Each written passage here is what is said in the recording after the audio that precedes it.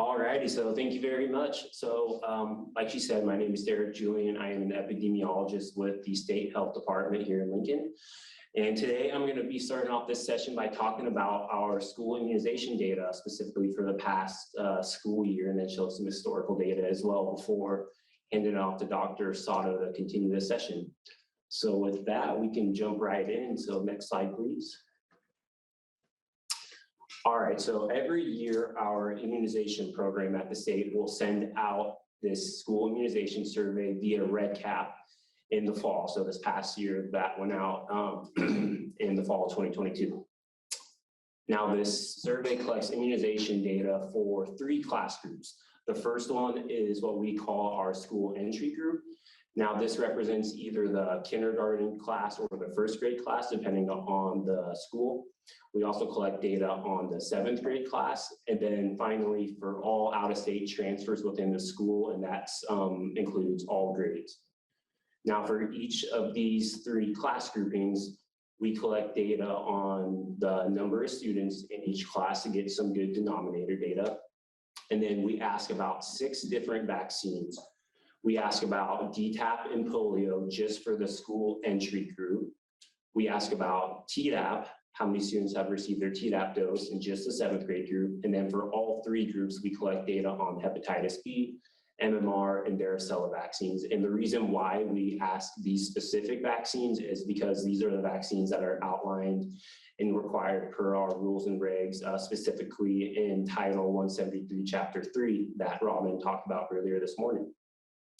In addition to asking about these vaccines, we do collect information on medical and religious exemptions for each of these vaccines, and also the number of students that are called provisionally enrolled or military dependent. Now, what a provisionally enrolled student basically means is that a parent or guardian is in the process of getting their child fully up to date with the required doses for the required vaccines. Now, this data all gets collected and sent back to our immunization program, and they compile that and send it over to me to do a final review and then conduct our data analysis to calculate both vaccine coverage rates and exemption rates. And we do these rates at the county level, the local health department level, and the state level. All right, next slide, please.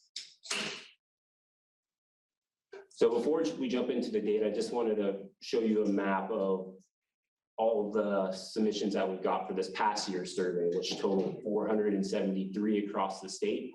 Some of those counties are grayed out, and that's because we didn't get a submission for the given county. But as you can see, and as you can probably expect, we get a majority of our submissions from our population dense counties, that being Douglas County, Sarpy County, and Lancaster County. Next slide, please. All right, so let's look at some data. So I'm going to walk you through this first slide and kind of orient you to what this data figure is showing us, because the next few slides are going to be very similar. So we're looking specifically at that school entry group. So again, that's the kindergartners or 1st graders. And on the y-axis, we have the coverage rate, so the percentage of the students that are fully up to date with the given vaccine. And then down to bottom, it's displaying by school year, dating back all the way to 2012, 2013 school year, up through this current school year on the very right, that being the 22-23 school year. And we're looking at 5 different vaccines here again. Again, in blue is going to be our DTaP group, in orange is going to be polio, green is going to be MMR, orange hepatitis B, and gray is showing varicella data. Now, historically in Nebraska, we've seen really high coverage rates in this school entry group at roughly at or above 95%, which is great.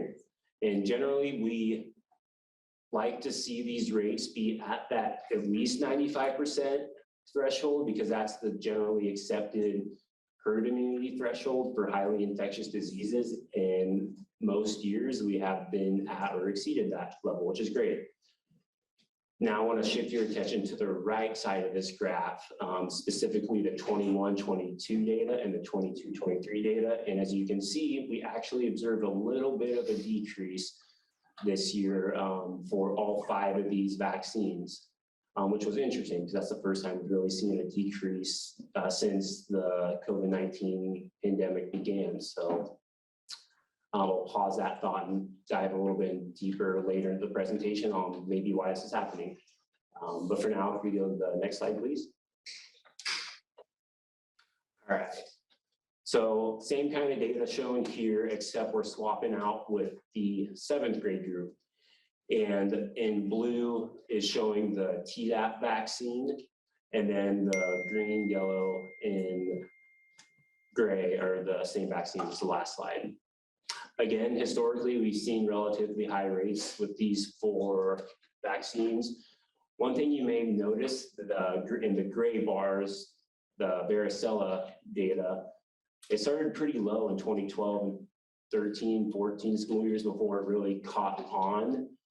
And I think that's because in 2007, I believe, the recommendation for varicella vaccine went from 1 dose to 2 doses. And that's the data we're showing here is varicella with 2 doses. So it probably just took a little time to really get that rate up towards levels we see with these other vaccines. And then shifting back our focus to some more recent year data, like I said with the school entry group, we did see slight decreases in our 7th grade group as well. Seemingly not as much as the school entry, but still a decrease nonetheless. Next slide, please. All right, finally, wanted to cover our out-of-state transfers. Same kind of story here. We saw slight decreases again this current year. One thing you may have noticed here is the coverage rates are generally a little bit lower compared to both the school entry and the 7th grade groups.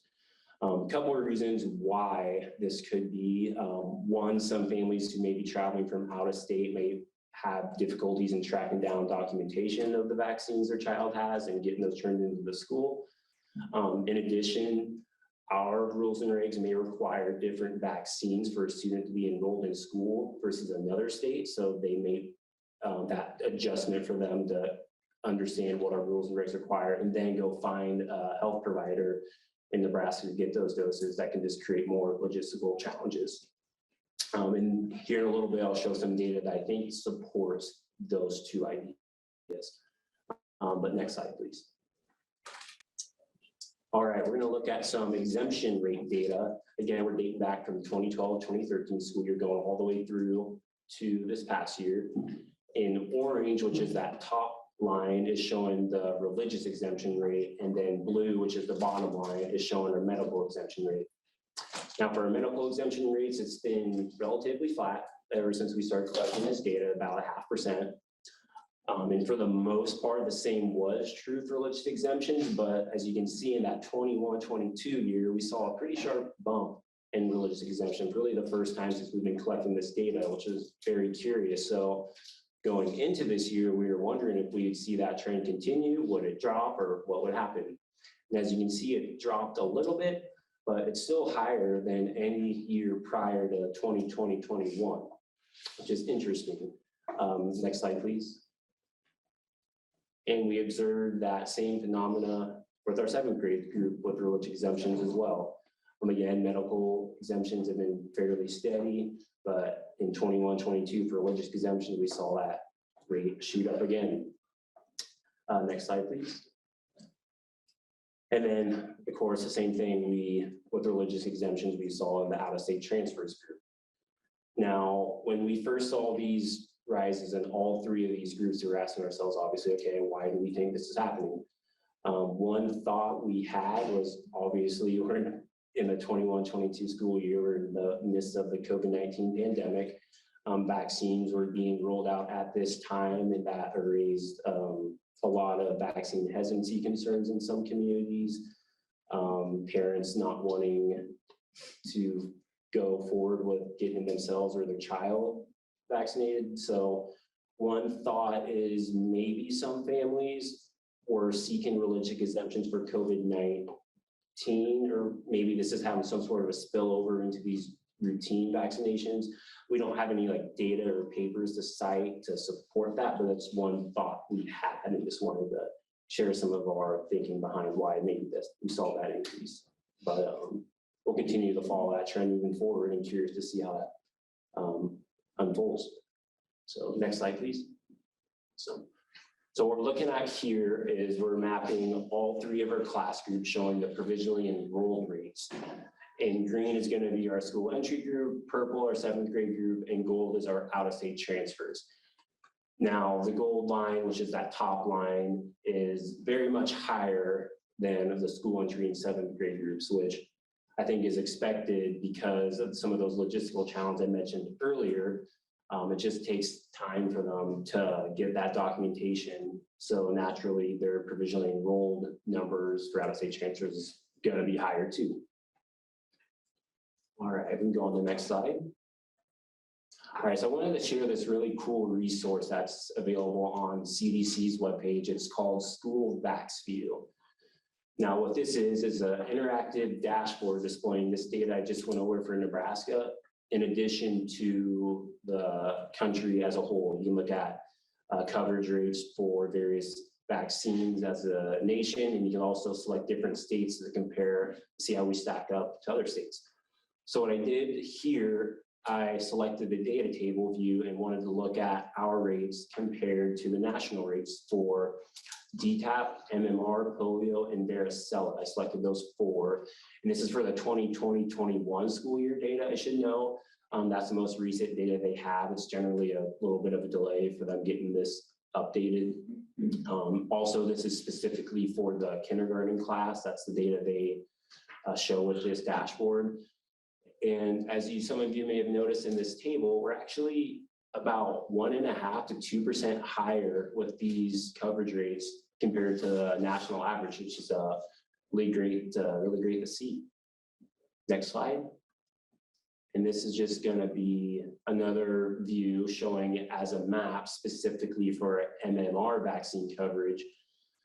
As you can see, and if you go and play around in this and select these different vaccines, you'll see this trend hold true. But generally, Nebraska is one of the more darkly shaded blue states in the country, generally in that upper half of all states. So, all right, I think I just have one more slide. Yep.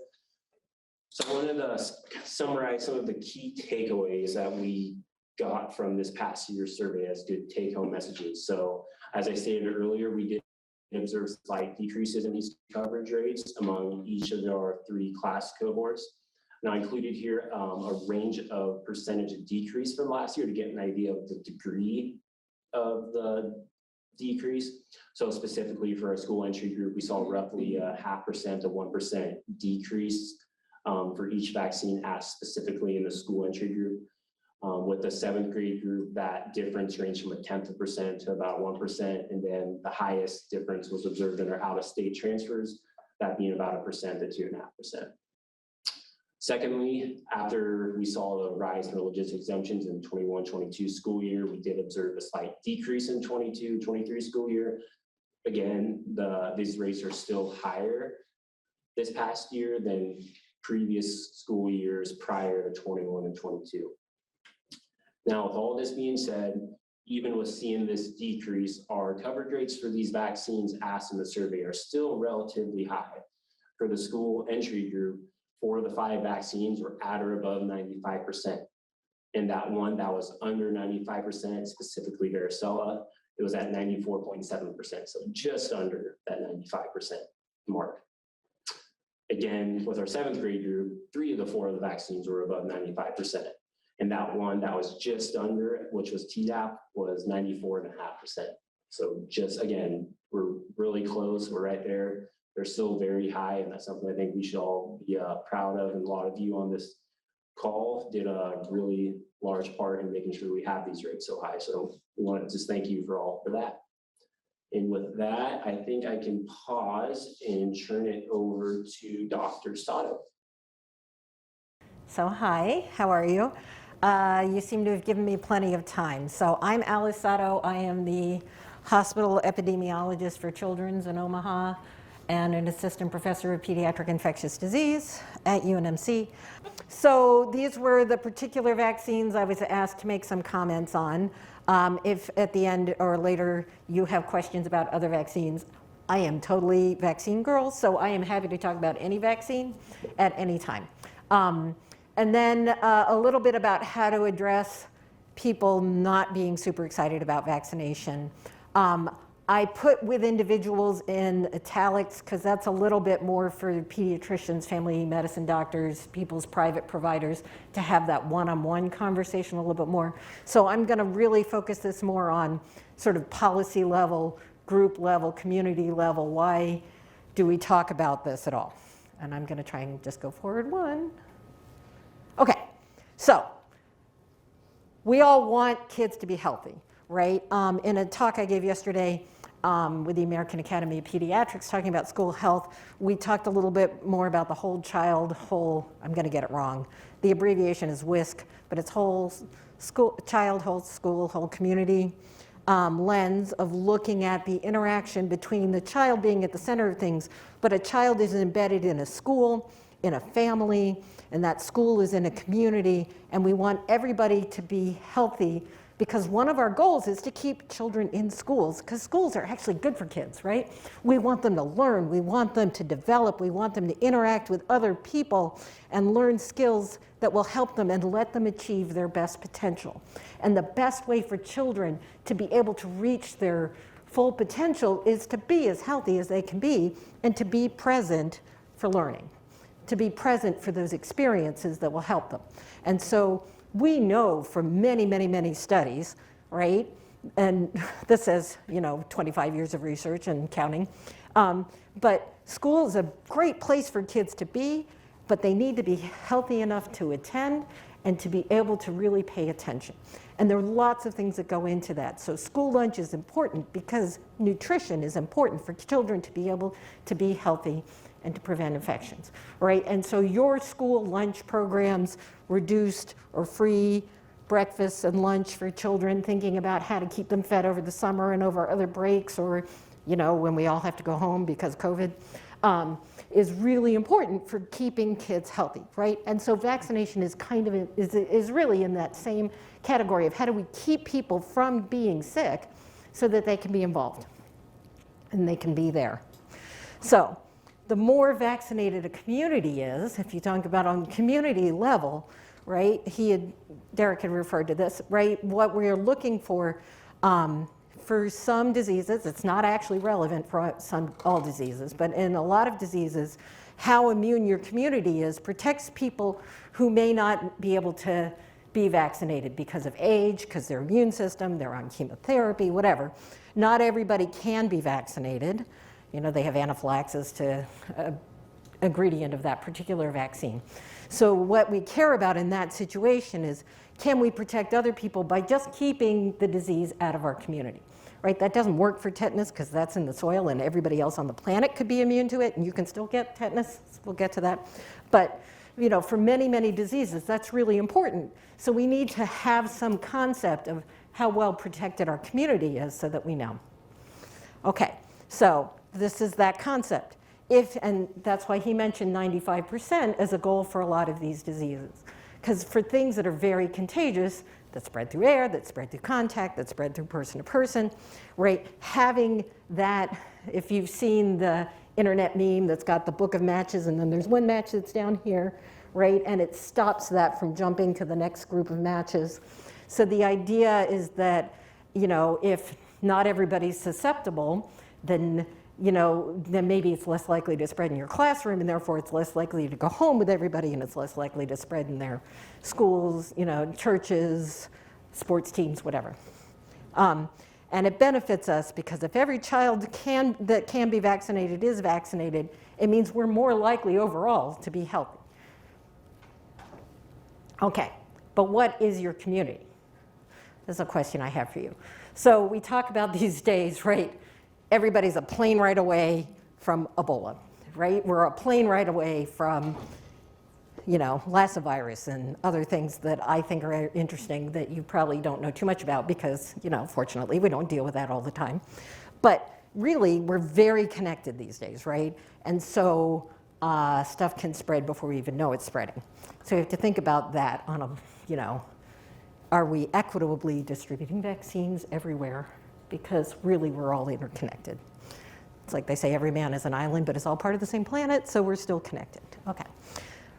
Is the US your community, right? So yes, that's one of our communities, right? This happens to be the social determinants map from the CDC. So not everywhere has the same advantages. So different communities are not dealing with the same issues as other communities. So that's worth thinking about. And then here we are, right? I happen to be in Omaha, you guys are in Lincoln, you're around the state at different places. So our different counties have different issues. And I'm gonna remind you of Derek's map where he showed you where the data came from that he showed you was mostly from Omaha and Lincoln.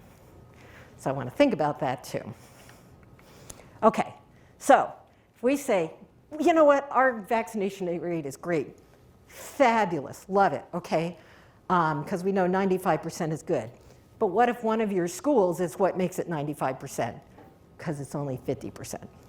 So if someone goes on a mission trip and they happen to get measles and then they come back to that school, it's going to be very different if they walk into a school over here on the right or they walk into that school over there on the left. Or this situation, because frankly, vaccination's not an evenly, homogeneously distributed state of being. So some communities, like for religious exemptions, have a much lower rate of vaccination and those people are together as a community. So it's important to know what your local rates are, and Nebraska statute makes that a little bit difficult to get data sometimes. So that's also an issue. But to know what your district is doing and what your school looks like can help you know, okay, when this comes up, like maybe I should think about this a little bit more and, you know, talk to my health department a little bit faster. So measles, right? This is an incredibly contagious disease, right? Cough, coryza, conjunctivitis, the big 3 C's. Okay, so coryza is runny nose. Conjunctivitis is like pink eye. Okay, those symptoms do not stand out to anybody, right? How many people have those symptoms? So unfortunately, the very famous rash does not occur until they have been hanging around spewing virus aerosols into your environment for a few days, because nobody knows that, right? Because frankly, it doesn't come labeled that this runny nose is measles, right? Unless you already knew they had an exposure. So unfortunately, we walk into a situation where, oh my God, everybody's been exposed, right? So then you really want to know who's vaccinated, who's not vaccinated. Koplik spots are also a famous finding, usually across from those back molars. You have to know that you're looking for it. It's probably useful if you know someone's been exposed to diagnose them a little earlier, but I'm going to tell you, I don't think most people find that as a find. It's fun to know about, but it's probably not really what's going to help you pick it out. So what's the problem with measles? So not only is measles massively contagious, but a lot of people will get hospitalized. People don't remember because we've been vaccinating for a while. Dr. Donahue mentioned measles this morning. The important thing about that outbreak in the 80s, by the way, is that's what made us move to doing 2 doses instead of 1 dose. Because 1 dose, it turns out it's a live viral vaccine. And if you have a lot of antibodies from your mom as a small child that hang around, that vaccine virus doesn't get a chance to replicate enough to give you an immune response because you already had protective antibodies, but they weren't yours. So it doesn't necessarily take if you had a lot of protective antibodies. That's one of the reasons it might not work in a small child. So if their mom had tremendous antibodies, right, and they got a lot across the placenta and they're walking around with maternal antibodies, it may not work. So that's when we discovered that a second dose might be important. So that's when a second dose was added. So a long time ago, but that was important for that. You can get brain swelling, encephalitis, you can get brain damage, hearing loss. I worked with a rheumatologist, pediatric rheumatologist who had hearing loss from measles. You know, lots of people die. People say, well, I don't know anyone who died from it. Yeah, okay. It's hard to know people who already died before you could meet them. But, you know, but there's also this SSPE. There's like late effects that happen from persistent measles. And also it contributes to all-cause mortality because it kills a lot of your B cells, which make your antibodies. And so all-cause mortality goes up after measles because you kind of forget how to be immune to other things. So that's important. So how contagious is measles? It's contagious. Okay, so you might have heard with COVID a lot of discussion about the R naught or the RO value. Or if you watch, I've never made it through the movie Contagion because I end up screaming at the television, turning it off. But anyway, it's really contagious. So one person will tend to infect 12 to 18 people. That's what that number means. Now we've learned with, like with COVID, we see that a lot, that the R naught from the original virus was like 3, and now it's like 10 or 12 or 15. So it's much more infectious than it used to be. But it's not necessarily every person infects 18 people and so on, right? It could be that one person spreads to 100 people and someone else gets it and stays home because they don't feel well and they don't infect anybody. So it's not, oh, I just have to find the 18 people, right? But measles, we learned from pediatric waiting rooms that someone could have been there and left, and so a baby comes in, an hour later after that patient left and got infected. So that's how we knew it stuck around in the aerosols. It's a pediatric waiting room. So they can infect, an infected person can spread measles from 4 days before developing that rash, and you know that's what it is, till 4 days afterwards. So that's our exclusion period is in there. Okay, can persist. That's what I was talking about, that it's still there.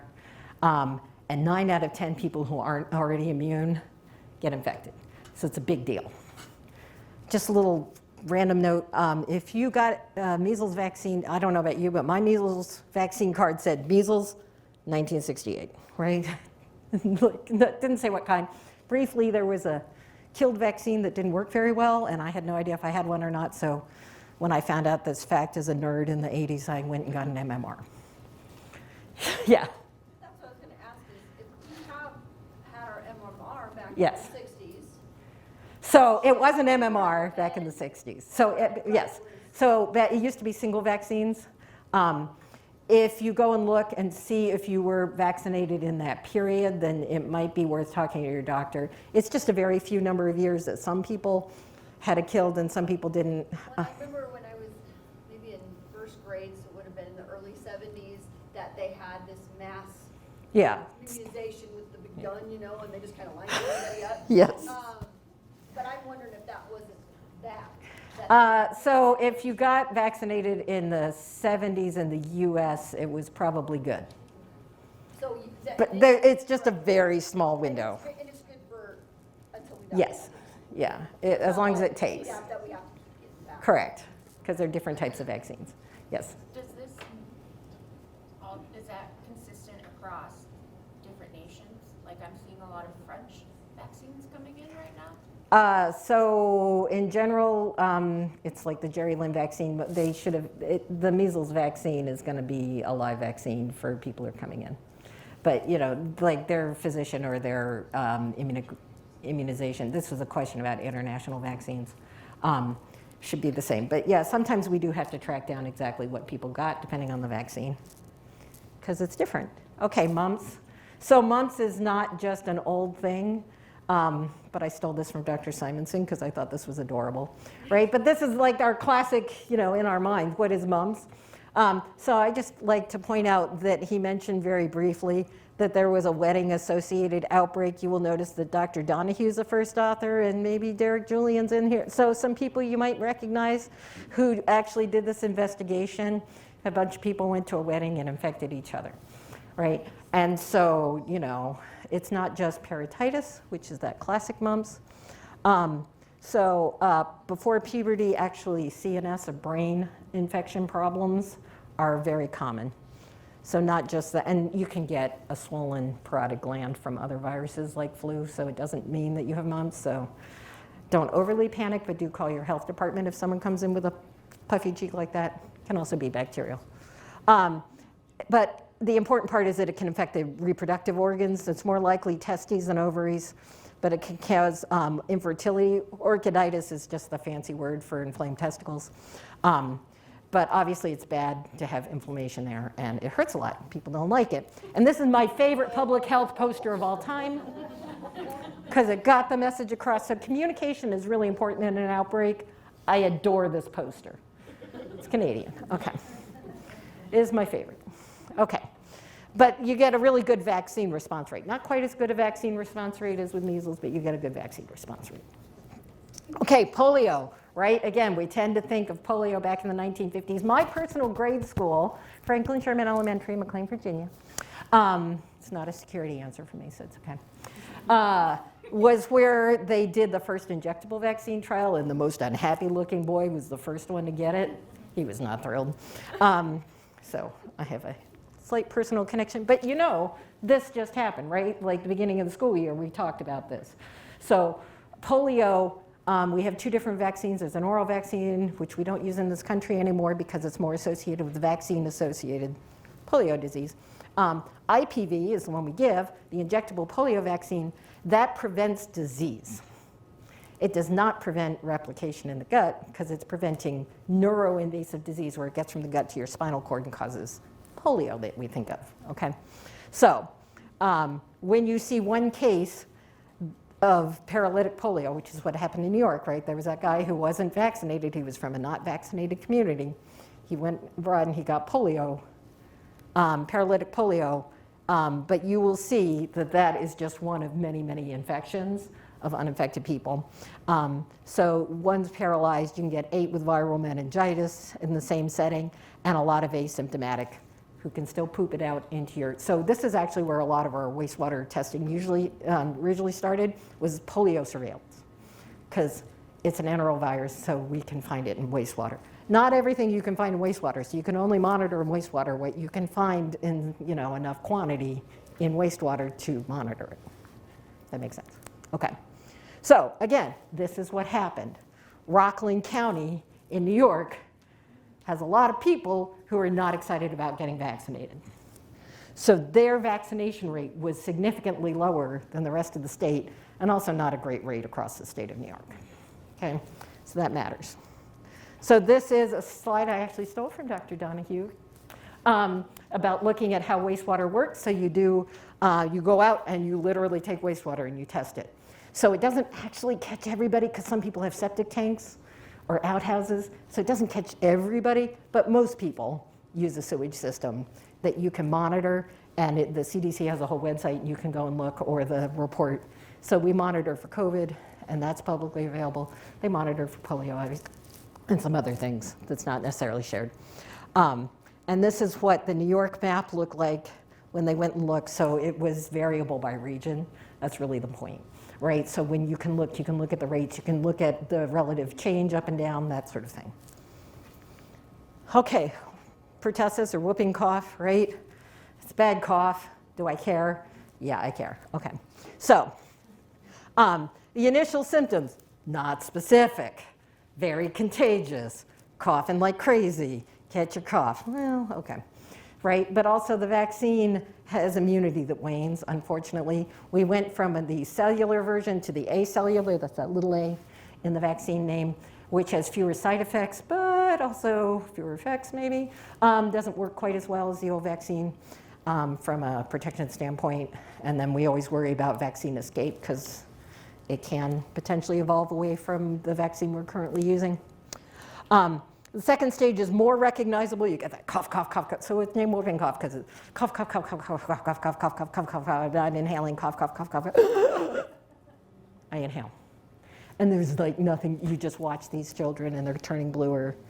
And you're like, I really can't do it. You know, what am I going to do? They're coughing. So miserable. Okay, high risk babies. Babies not only have trouble with breathing, but they can develop pulmonary hypertension. Bad. So you can cough so hard that you can get yourself coughing in the face. But also, this is a baby on ECMO, so heart-lung bypass machine for babies, okay? So it is severe in babies, can be. So this is why we worry, but we can't, you know, the first shot that they get is at 2 months. The baby's before 2 months. That's why we worry a lot about that. Okay, and then the cough persists forever. This is hard for school exclusion because, you know, they're coughing, okay. they're not contagious, but they're still coughing, and it's called the 100-day cough for a reason. Like, you know, so the cough can persist, and some kids develop a chronic cough, and then it becomes very hard to know, should you exclude them? I get it. But you can cough other things that live in your nose and mouth onto other things. So they still need to, you know, catch their cough, right? Because you can still cough other stuff. May not be making you sick, but it's not great. Okay. You do want to know if someone's exposed to a case of pertussis, because some people need prophylaxis to protect them. So it's important to know. And it's on that lovely chart that some of you took. Okay, so this is who gets vaccinated. We say every week, every time pregnancy. Basically, but also people who work with children, so like you guys, me. It's recommended because, you know, even if I have a mild case, I can make someone else very sick. And so the idea is that we try to cocoon, we try to protect, right? We try and get that herd to be immune around our high-risk people.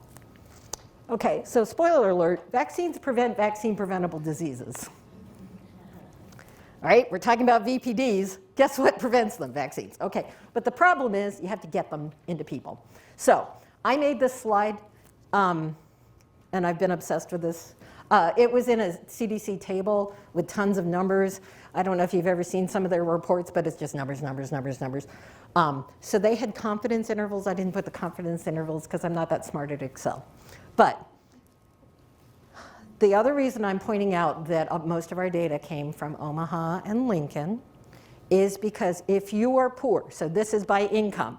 So the combined 7 series is the usual stuff, you know, Hep B, IPV, you know, polio and all that. That's the usual stuff.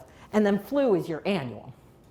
So if you look, if you are at or above the poverty level, you are better vaccinated than if you were below the poverty level. If you look by metropolitan area, so big city, less, not your primary city, but still pretty, you know, city, suburban, or rural, guess where it's worse? It's worse if you're rural. And I didn't make a graph because I didn't have exact numbers, but kids with private insurance are 8 times more likely to be appropriately vaccinated by the time they hit their 2nd birthday with those first series than kids who are uninsured. 8 times. So if you think about who is at your school, right, you know, and they have siblings and family members and such, if they are poor, if they are rural, if they are uninsured or underinsured, the chances are that they are around people who are not as well vaccinated as we would like. They might catch up eventually because it's only looked to their 2nd birthday, right? So it might just be delayed. Pandemic, more people delayed, right? So just thinking about where you live, right? The risk is there, so we really have to keep an eye out for these things. So it's a community good. It helps keep kids healthy in school. All kids deserve access to schools. Kids need to be able to go to school. Okay, but I learned a very good thing from a very, very smart person who works at UNMC in adult infectious disease, Dr. Marsland. So she said, vaccine hesitancy, we use that a lot, we shouldn't use that.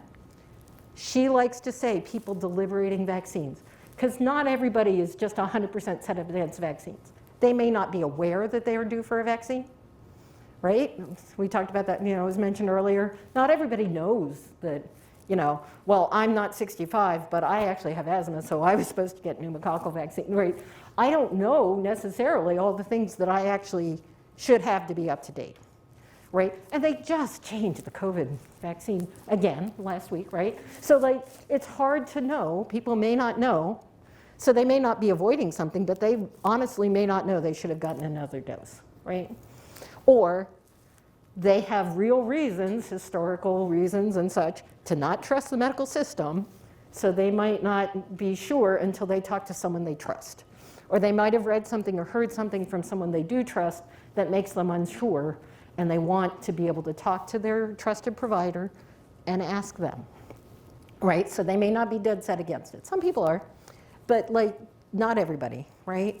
But they may have real reasons. So the American Academy of Pediatrics,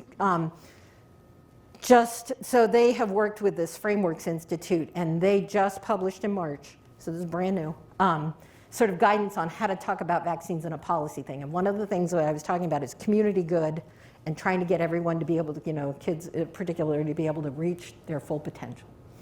But another thing they said was really in the framing of it. Some people talk about vaccines as a weapon, right? It's going to fight that.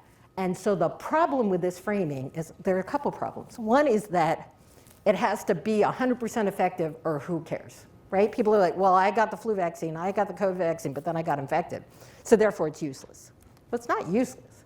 And Dr. Donahue has made, and his team have made beautiful graphs showing like the difference between being vaccinated and not vaccinated, even if you've previously been infected, and your chance of being hospitalized or dying from COVID. Same thing has been true for flu for a long time, right? Even in children. Children who are vaccinated for flu and get infected with it anyway, they are still less likely to be in the ICU and less likely to die, right? Because they have additional their immune system is ready to go sooner. They have some cross protection. So those children do better, even though they were infected. So it doesn't have to be, but it also gives the idea that the vaccine is hanging around waiting to fight the infection. That vaccine is gone the next week, okay, or sooner. So it's not, but it gives you that idea that the vaccine's going to fight the infection. So therefore, if I'm worried about long-term side effects, I'm like, well, how is it going to be there to fight the infection if it's not there potentially attacking me? So it gives people the wrong idea about how a vaccine works, okay? But it's not sitting there waiting, so that's not right. Sometimes it gets framed as a medicine, right? You need it, and people say, well, I'm healthy. I'm healthy, I don't need a medicine, right? And I've done okay with flu before, so I don't need a medicine because I'm healthy. That's for people who are sick, right? And so again, it's like, well, it's going to boost my immune system. My immune system's good. I'm good. I never get sick, right? So it doesn't get the idea. And then, possible side effects may include, right? So people, when they think about medicines, worry about side effects and what's going to happen. But, side effects are usually for medicine. Like, if you take a blood pressure medicine, you were taking that for a long time, right? So side effects over time matter, right? But vaccines are 1 to a couple of doses. Tetanus is probably, and flu are the ones that I've had the most of, right? I've had lots of flu vaccines, right? But I'm not worried about long-term effects from each individual flu vaccine. So this is great because this is an education audience, right? And so they say, you know what? It's like teaching. The vaccine is a teacher. It's a trainer, they say here, but it's a teacher. It is teaching. So what we are doing is we are providing software to give an update to your immune system to let it know, oh, hey, I have this function. And if it turns out I need that in the future, I have that function. I can do that, right? And then, so that's good. It's like learning a language. So I had fabulous teachers in high school and junior high. I had the best 7th grade history teacher. It's amazing, right? But he's not following me around. Sometimes I wish he was, to tell me how to do things in life, right? I learned something, right? So I genuinely do not speak Spanish, but no one wants to hear me try and speak Spanish. But I can listen to it and understand enough or see something and recognize that that's in Spanish, so I know what help I need to be able to understand that. Like, who do I need to come help me? How can I look at that, right? So I know enough to say, oh, that's not exactly what I learned, but I know it's in that category. So that's how vaccines are. You are learning a new language, and that language is measles, or that language is flu, right? And so I've learned a skill. That book I read, that thing I saw isn't there anymore, but I've learned something. And the body is smart, and the body has memory in the immune system, and I have learned something I can apply in the future. So it is giving me a tool for the future. So I don't necessarily have to have that book with me every minute, but I have learned something that I can use in the future. So it's good. So take-home points. Take-home points. It's good. I always forget to put in summary slides, so I saw someone else's slides, and I was like, oh yeah, summary points. Okay. So community rates of vaccination are important to know, right? Because you've got to know where you live and where what you have. And we need to know from you, just generally speaking, we only get those numbers by getting it from local people, right? So we only know things if you help us learn. There's a reason why people worked hard to invent vaccines. Like these diseases, they're significant. They're all real, right? Because some people are like, well, I only want the important vaccines. And I go, okay, sure. But people spend years of their lives working on these things because these diseases are important, and it's great to not have them or to have them be less bad. Vaccines are an important way to update your immune system, to teach you something, to give you literacy in that infectious disease without you having to have it, right? It's all natural, by the way. It's still natural. Your immune system is natural. It's doing its natural thing because it's your immune system that's doing it, right? So to be immune to something by having been infected by that thing is second choice. Okay, and all children deserve tools to maximize their long-term health and well-being to meet their educational goals and life goals, personal goals, other goals, right? And that's important for you guys too, right? Like I want you guys to be healthy. It happens to be National Infant Immunization Week, I happen to learn, so rah, go team. Okay, and that's it for me. That concludes the online education. I would like to thank all of our presenters for their experience, knowledge, and expertise. Be sure to subscribe so you're up to date with all of Nebraska Methodist College's continuing education offerings. Thank you.